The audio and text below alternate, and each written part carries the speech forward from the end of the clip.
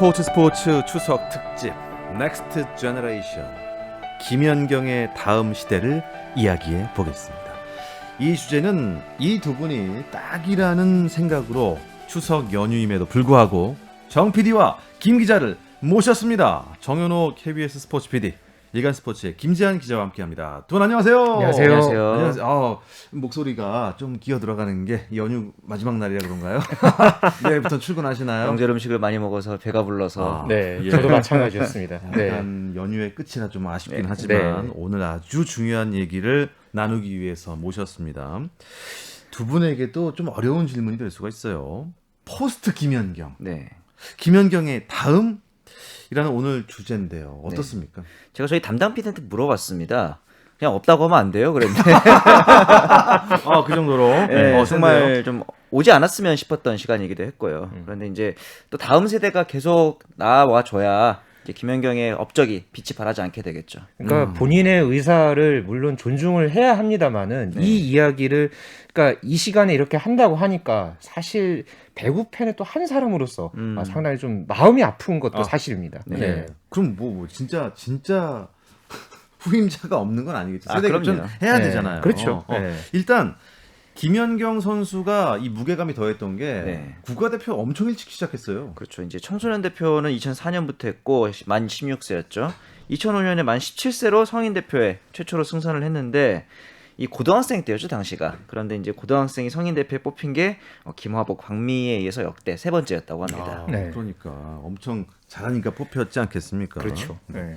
일단 뭐 김연경 선수가 나타나면서부터라고 저는 감히 말씀드릴 수 있는 게 일단 여자 배구, 특히 여자 프로 배구로 전환된 다음에 김연경 선수의 공이 혁혁하잖아요. 이 그렇죠. 인기몰이. 네. 그러니까 기본적으로 그러니까 김연경 선수가 이제 딱 활약을 했을 때 그 시점부터가 프로 배구가 딱 이제 거의 출범했을 딱 그때였죠. 때였거든요. 네. 그러면서 또 연이어서 김연경 선수가 좋은 모습을 보여줬고 또 훗날에 유럽 무대에도 진출을 하면서 또 김연경 선수를 따라서 또 여자 배구가 자연스럽게 관심을 모았고요. 그러면서 지난 시즌 같은 경우에는 이 여자 프로 배구가 이 평균 시청률의 1% 이상을 이제 뭐 기록을 자주 했었죠. 네. 그러면서 또 신생팀까지 생기고 또 이번 도쿄 올림픽에서도 참 그런 큰 활약을 이제 맞습니다. 펼치면서 네. 주목을 받았고요. 그러면서 야구, 축구와 정말 이제 견줄만 할 정도로 네. 이 여자 배구가 정말 이 프로 스포츠로서 한 축을 담당하게 됐다. 뭐 이렇게 볼 수 있겠습니다. 김연경 선수 얘기를 이제 슬슬 해볼 텐데 일단 여자 배구 계보를 우리가 네. 이제 또 추석이지 않습니까? 네, 약간 추억을 좀 소환해 보자고요. 맞습니다. 김연경 이전 스타들 나름대로 계보가 있지 않았습니까? 그렇죠. 사실 우리나라 여자 배구가 메달을 딴 적이 있습니다. 올림픽에서. 1976년 몬트리올 올림픽에서 동메달을 땄었는데 맞아요. 당시에 이제 조혜정 선수, 유경화 선수 이런 나름 스타성 있는 선배들이 이제 김연경의 선배들이 많이 있었죠. 그리고 그 뒤를 이어서 1990년대에 그 장윤희 선수도 이제 있었죠. 그렇죠. 네, 안정된 리시브 또 탄탄한 수비력, 뭐 여기다가 빠른 움직임까지, 뭐 공격과 수비를 망라해서 참 좋은 모습을 보여줬던 이 장윤희 선수도 이 1990년대에 한 축을 담당했던 그런 선수였었죠. 네. 예전에 여자 배구 하면요 라이벌이 있었어요. 여러분 연령대 이게 아실리는 모르겠지만 네. 미도파와 현대 라이벌 구도 이게 예전에 있었어요. 네, 네. 저는 미도파만 공부해왔는데 라이벌도 있었습니까? 있었습니다. 미도파리랑 미도파리가 아니라 저도 그냥 미도파와 네. 현대가 라이벌이었다니까. 어. 예. 말로만 저도 그렇게 들었어요. 사실 저도 잘 기억은 안 나요. 네, 엄마 손잡고 미도파 백화점에 한번 간 적은 있습니다. 전 미도파 백화점도 안 가봤는데 미도파 백화점을 모르신다고요? 저도 기억이 안 나요. 거짓말하는 게 아닙니다. 사실 저도 어디에 있었는지 잘 기억은 안 아니 납니다. 근데 이게 숫자를 찾아보니까 184연승이라는 거예요. 184연승이요? 오타가 아닌가 했습니다. 처음에는 진짜로. 그러니까요. 오타 아닌가요? 예. 이거 진짜 맞습니까? 예. 근데 이 당시에 이제 가장 유명했던 선수가 이제 흥국생명의 감독인 박미 당시 선수가 굉장히 올라운더 플레이어로 굉장히 유명했다고 하죠. 이 아까 말씀드렸던 고등학생이 성인 국가대표로 뛴 두 번째 경우 김연경보다 좀 더 앞섰던 네. 박미 선수가 있었는데 찾아보니까 당시에 이 그 이창호 감독이 이 박미 선수가 원래 센터도 하고 레프트도 보는데 세터 연습도 시켰다 그럽니다. 이제 그 이유가 당시 이제 그 세터가 후위로 빠졌을 경우에 박미에게 세터 역할도 맡기는 더블 세터 시스템을 좀 굉장히 선구적으로 도입한 전략이었다고 합니다. 그러니까 그때는 정말 그 보기 힘들었던 그런 전략이라고 할 수 있겠죠. 맞아요. 뭐 1970년대부터 이미 미도파가 참 엄청난 그런 어떤 성적을 냈고요. 이게 7년 동안 184연승을 했다고 하니까 이게 지금 프로스포츠 현대 그러니까 이 시절에는 정말 이 나오기 힘든 예, 그런 기록의 불멸의 기록을 세운 팀이다. 뭐 이렇게 볼 수 있겠죠. 네. 야, 근데 다시 봐도 184연승이면 뭐 몇 년 동안 계속 이긴 거예요? 이게 그러니까 이제 제가 말씀드린 대로 7년 연속이죠. 1973년부터 1980년대 초까지라고 하니까 이 정도 기록은 참 이 세계 배구사에도 유례를 찾기 어렵고요. 그럴 것 같아요. 예. 네, 다른 종목에서도 그러니까요. 이거는 갖기 힘든 그런 기록입니다. 네. 오랜만에 소환된 그 이름 미도파까지 나왔고요. 네.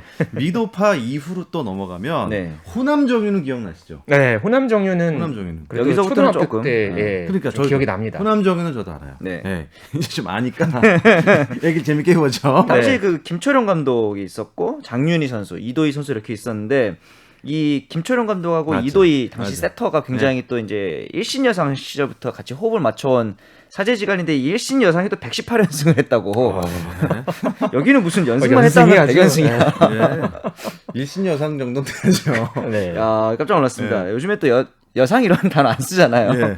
그런 거 보면서 연승 숫자가 기본 세 자릿수인데 이 호남정유 자체도 9시즌 연속 우승했고요. 여기도 지금 92연승 했다고 합니다. 네. 100연승이 안 될 뿐이죠. 여기도 뭐 말도 안 되는 그런 기록들이고 뭐 삼성화재도 옛날에 9연패를 했었으니까 당시 배구 하면은 뭐 여자 하면 호남정유, 남자는 삼성화재 그렇죠. 이런 시대였죠. 그러니까 호남정유가 그 대통령배, 뭐 슈퍼리그 이런 걸 다 통틀어서도 리그 9연패를 했다고 하니까 이 1990년대의 여자 배구 하면은 뭐 정말 호남정유다 뭐 이렇게 이야기를 해볼 수 있겠습니다. 그러니까 그 전에 이제 미도파에서 시작해서 호남 정유 그리고 이제 프로배구에서는 이 팀이죠. 흥국생명. 네, 이야.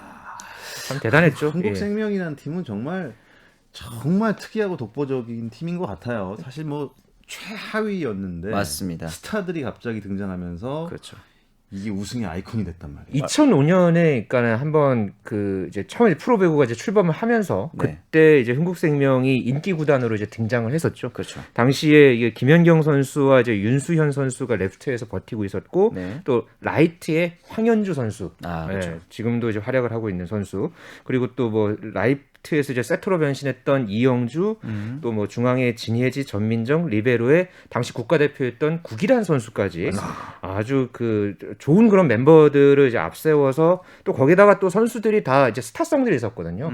그래서 이제 정말 선수들이 예전에는 또 보여주지 못했던 그런 어떤 화려한 그런 세레머니까지 이제 펼쳐 보이면서 이제 2005, 2006 시즌 우승을 차지하고 또 여자 배구 최고의 구단으로 떠올랐었습니다. 자, 일단 우리나라 여자 배구 역사를 지금 되짚어보고 있습니다. 네. 포스트 김연경 얘기를 하려면 이거 네. 다 해야 돼요. 맞아요. 예. 네. 네, 184연승 미도파부터 얘기를 해야 됩니다. 네. 자, 그런 김연경이 이제 우리나라를 평정하고 대한민국 좀 좁다 이러고 나갔어요. 그렇죠? 맞아요. 평정이었죠. 2005, 2006 시즌 우승, 그 다음 시즌도 우승, 그 다음 시즌에 0708 시즌에 준우승을 하고 그 다음 시즌 또 우승. 그러니까 4번 시즌 중에서 3번을 우승을 하고 일본으로 넘어가는데 이 넘어간 JT 마블러스라는 팀도 그렇게 강한 팀은 아니었어요. 네. 최하위권의 팀인데 입단하자마자 준우승 이끌었고요. 그 다음 시즌에 바로 우승시킵니다. 진짜 정말 말도 안 되는 스토리들이고 그 다음에 또 바로 이어서 터키 리그로 이어가서 페네르바체로 진출을 한 다음에 6년간 트로피가 7개입니다. 그래서 이제 여자 배구에서는 이 터키 리그가 굉장히 프리미어 리그라든가 뭐 세리에 분데스리가 이런 것처럼 굉장히 높은 리그인데 최고의 리그죠. 네. 그렇죠. 이 팀의 감독님이 직접 김연경을 데려와 달라고 찍어서 러브콜을 하고 구단 직접 통역, 차량, 아파트까지 다 제공해주는 말 그대로 백지수표로 넘어가서 또 그만큼 우승도 시켰던 선수죠. 그러니까 제가 이제 오늘 이 이제 방송을 위해서 그러니까 김연경 선수 자서전을 제가 조금 읽어봤어요. 네. 제가 읽어봤는데, 네. 그러니까 원래가 김연경 선수가 이제 해외 진출에 대해서 그러니까 이미 전서부터 많이 좀 고민을 해왔다고 하더라고요. 네네. 그러니까 마음은 이제 계속해서 이제 새로운 어떤 호기심, 도전에 좀 어떤 이제 기대로 이제 채워지고 있었었는데 이제 해외에서 활약을 해서 내 실력을 보여준다면 더 큰 세계로 나아갈 수 있지 않을까 하면서 한국 여자 배구에도 새로운 바람을 불러올 수 있지 않을까 이런 또 고민을 했고 가족들도 거기에 대해서 너무 흔쾌하게 동의를 해줬다고 해요. 성격도 약간 김연경 선수랑 비슷한가 보네요. 네, 그러니까 가족들도 굉장히 그 김연경 선수가 처음부터 이제 성장하는 과정에서 네. 모든 그런 어떤 뭐 고민과 그런 이제 좀 상황이 있을 때마다 계속 응원해주고 그런 부분들이 이렇게 해외 진출도 하고 또 국가대표에서도 좋은 어떤 퍼포먼스를 냈던 그런 계기로 이어지지 않았나. 저는 일단 자서전에서 본 이야기를 소개해드립니다. 네. 네. 사실 김연경 선수가 한국 내에서는 대단한 선수임에는 확실했어요. 네네. 그런데 국제 경쟁력에 밖에 나가서도 뭔가 보여줄 수 있느냐 이건 좀 의문부호였거든요. 그 전에도 있었던 많은 선수들이 그랬으니까. 우리나라가 또 세계 랭킹으로 따져도 사실 배구로 쟁쟁한 나라가 얼마나 많습니까? 맞습니다. 미국, 브라질, 뭐 터키, 네네. 또 이탈리아, 동유럽 쪽. 러시아, 브라질 그러니까 이렇게 잘하는 나라들이 많거든요. 네. 거기에 선수들도 얼마나 훌륭할 거예요. 그렇죠. 근데 이걸 해냈단 말이죠. 김연경이 네. 밖에 나가서. 굉장히 좀 특이한 케이스죠. 그래서 네. 누군가가 사람들이 저희한테 김연경이 왜 대단하며 어떤 선수냐고 물으면은 저는 한마디로 얘기해요. 수비 잘하는 메시다. 그러니까 그 표현이 세계 진짜 최고의 적절한 것 같아요. 네. 공격수인데 수비까지 잘해요. 보통 그런 선수는 어느 스포츠를 통틀어도 없거든요. 없죠. 공격에 특화되거나 수비에 특화된 그거 하나만으로도 세계 정상급 실력을 갖추기도 쉽지 않잖아요. 그런데 메시가 수비를 잘해버리니 이번에 그 올림픽 때도 사실 김연경 선수가 디그라든가 토스 이런 부분에서도 굉장히 대표팀에 공헌을 많이 했단 말이죠. 맞습니다. 이게 왜 그러냐면 네. 이 김연경 선수가 어릴 때는 키가 굉장히 작았다고 합니다. 배구를 처음 시작할 때. 그래서 리베로 출신으로 리시브라든가 디그 이런 부분들에 대해서 굉장히 기본기를 많이 갖춘 이후에 급성장한 거죠, 키가. 그러면서 키가 갑자기 컸어요? 맞아요. 거의 30cm 가까이가 1, 2년 사이에 급속하게 이제 성장을 했다고 하는데 예. 그러다 보니까 수비수로서의 역할도 가지고 있으면서 이제 그 공격수 최고의 공격수 스킬도 가지고 있는 거죠. 당시에 그 페네르바체에 있던 김연경이 2018-19 시즌에 라이벌인 액자시바시로 이적을 했는데 굉장히 김연경 선수한테 분노를 팬들이 많이 했다 그래요. 근데 잘하는 선수가 가니까 분노하지 못하는 선수가 가면 분노하지는 않거든요. 그렇죠. 스포츠에서는 그게 생리죠. 어떻게 보면. 그만큼 네. 이제 월드 클래스 선수였다 이렇게 볼 수 그러니까 있죠. 본인이 어쨌든 잘 하기 위해서 또 게다가 배구 선수로서 생존하기 위해서 수비를 그렇게 이제 했는데 그게 결과적으로는 나중에 더 큰 어떤 이제 슈퍼스타 김연경이 됐던 그렇죠. 예, 그런 어떤 원동력이 됐었죠. 슈퍼스타 김연경이 네. 다시 한국 배구를 위해서 음. 다시 국내 리그로 복귀를 했잖아요. 맞아요. 그것도 의미가 있는 으로 거죠. 넘어와서 당시에 뭐 어느 리그를 갈 수도 있죠. 왜냐하면은 약간 전성기에서 내려왔다고는 해도 여전히 세계 무대에서 경쟁력이 있는 상황이었고 그럼에도 우리나라로 와서 그 당시에 이제 말씀하신 대로 시청률이 이제 상승하기도 하고 면속 경기 매진 신화를 좀 기록하면서 사실 그 겨울 스포츠의 꽃이 그 전까지는 뭐 내 배구냐 농구냐 좀 이견이 있었는데 적어도 김연경 선수가 복귀했던 그 시즌만큼은 여자 배구가 뭐 농구와 남자 배구를 누를 수도 있었지 않을까 그런 생각도 들었어요. 네.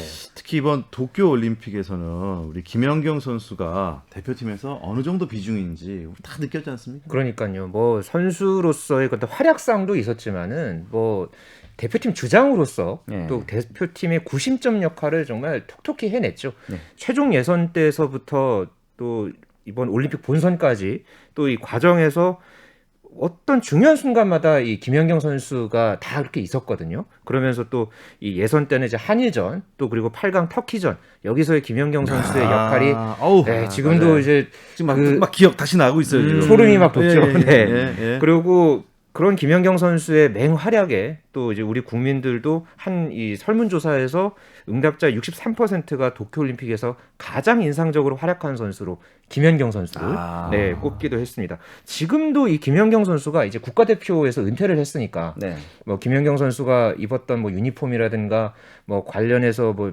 그 등번호가 박혀 있던 열쇠고리라든가 이런 거를 굿즈를 파는데 이게 뭐 거의 1시간 만에 뭐 완판이 되고 아 진짜요? 예, 지금도. 그렇다고 합니다. 그러니까 김연경 선수의 어떤 국가대표에서 이제 활약을 네네. 기억하기 위한 그런 어떤 이 움직임이 지금도 계속해서 이어지고 있고요.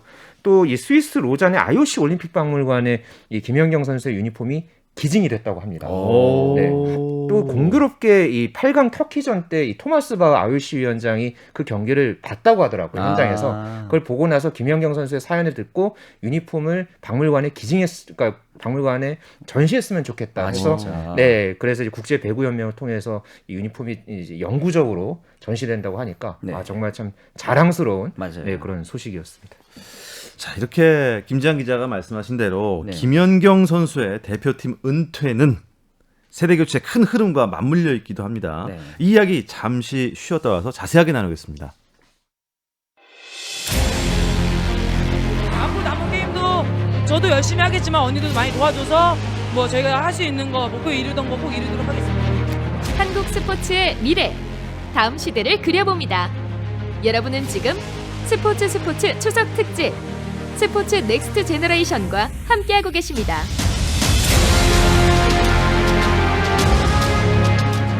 스포츠 추석 특집 넥스트 제너레이션 김연경의 다음 시대를 이야기하고 있습니다. 정현호 KBS 스포츠 PD, 일간 스포츠의 김지한 기자와 함께 하고 있는데요.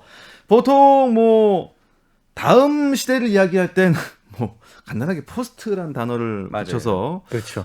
이야기합니다. 근데 포스트 김연경이란 말을 들으면요, 김연경 다음 딱히 떠오르진 않는데요. 그러니까 그게 김연경 문제예요, 지금. 선수와 함께 활약했던 선수 중에서는 그래도 나름대로 좋은 활약을 펼친 선수들이 있었죠. 네네. 그런데 이게 딱 어떤 김연경이라는 이 아우라가 워낙에 이제 강렬했다 보니까 그렇죠. 그 어떤 대를 이을 그러니까 이제 한 명 이제 플레이어를 딱 꼽기에는 사실은 조금은 어폐가 있는 게 사실이죠. 현재로서는. 맞아요. 네. 근데 그게 김연경이 대단해서도 물론 맞지만은 조금 더 냉정하게 들어가 보면은 그만큼 눈에 띄는 선수가 올라왔다면은 눈에 들어왔겠지만 아직까지는 김연경 혹은 김연경과 같이 뛰었던 선수들만큼의 존재감을 보여줄 선수가 보이지 않고 있다. 좀 걱정 어린 시선도 있습니다. 그럼 대안도 지금 없는 상황입니까? 뭐 그래도 나름대로 이제 같이 이제 도쿄올림픽에서 활약을 했던 선수 중에서 있죠. 그러니까 이번에 또 특히나 이제 박정아 선수가 또 아주 좋은 활약 펼쳤었잖아요. 이 도쿄올림픽에서. 맞습니다. 뭐 인천 아시안 게임 때도 이제 함께 또 김연경 선수가 활약을 하면서 20년 만에 금메달 획득에 당시에 또 기여를 했었고요. 네. 이후에도 뭐 라바리니 감독 체제에서 꾸준하게 또 이제 중용이 되면서 또 이번 올림픽에서도 뭐 한일전이라든가 그 전에 또 도미니카 공화국과의 경기에서도 이제 박정아 선수의 활약이 참 대단했거든요. 그렇죠. 그러니까 당분간 만약에 이제 그런 김연경을 대체할 만한 이제 특출난 그런 선수가 이제 나오기 전까지는 박정아 선수를 중심으로 한 그런 어떤 이 공격 체제가 좀 재편되지 않을까. 저는 그렇게 예상을 어떻게 해봅니다. 뭐 정PD 동의하시나요? 저는 박정화가 이제, 중심을 잡고 일단. 맞습니다. 왜냐하면 지금 김연경의 공백만큼은 어찌 보면 더 클 수도 있는 게 센터진에 양효진, 김수지 이 김연경의 친구들이 동시에 은퇴를 했거든요. 그렇죠. 맞아요. 네. 그래서 이 부분에 대해서도 그나마 좀 체격 조건이 좋은 박정아 그리고 김희진 선수가 대표팀의 약간 주축이 되어야 될 것 같습니다. 아, 그렇네요. 지금 생각해 보니까 양효진 선수, 김수지 선수도 대표팀 은퇴를 네네. 했습니다. 맞아요. 아, 네. 이거는 뭐 사실 어마어마한 공백이 될 수밖에 없는데 네. 어떻습니까? 그래도 그 박정아 선수를 등등 네네. 대표팀 경험이 좀 있는 선수들이 중심을 잡아도 김연경 특유의 그게 부족할 수 있어요. 네. 리더십 있잖아요. 왜냐하면 김연경 선수는 이런 거. 성격도 굉장히 네. 쿨하죠. 네. 거기다가 실력도 갖추고 있고 말 그대로 카리스마적인 리더십이라고 저는 생각을 했는데 이제는 좀 새로운 리더십을 보여줘야 되지 않을까 생각도 들어요. 저는 대표적으로 또 이제 다른 선수를 꼽자면은 GS가 우승할 때 보여줬던 이 소영 언니 이소영의 리더십이 이제 네. 좀 대안이 될 수도 있을 것 같고 네. 박정아 선수가 이제 그렇게 카리스마 있는 스타일은 아니지만 어쨌든 클러치박이라는 별명처럼 중요한 상황에서는 본인이 좀 꿋꿋하게 해결하는 그런 모습이 후배들한테는 좀 귀감이 될 것 같아서 어떤 그런 묵묵한 리더십이 박정아에게도 좀 기대를 할 수 있는 부분인 것 같고요. 김연경 선수를 중심으로 했던 이제 원팀이라면 네.